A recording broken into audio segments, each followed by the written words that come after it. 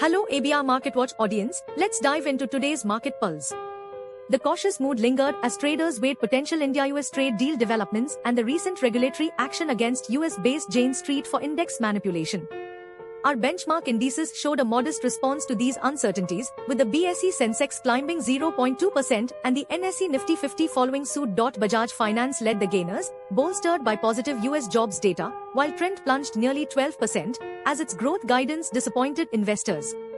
Notably, shares of stock exchange BSE and brokers Nuvama Wealth and Angel One fell following the market's regulator's ban on Jane Street from India's securities market due to manipulation concerns, casting a shadow over capital market-related stocks. Elsewhere in the corporate world, VRL Logistics approved a 1-1 bonus issue, and KP Green Engineering secured fresh orders worth 523.1 million Indian rupees across various segments. But it was Trent that dominated headlines with its 11.9% dip today and a 9.4% drop for the week, making it the top Nifty loser for both daily and weekly performance. The ongoing trade deal uncertainties kept investors wary, causing a 0.7% drop for both indexes for the week.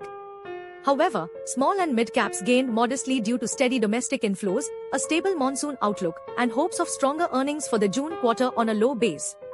IT stocks rebounded from a 4-session drop, adding 0.8% today. The 10-year bond yield rose over 3 bps at 6.30 to 9%, following a rise in US Treasury yields and additional long-duration supply from domestic auctions.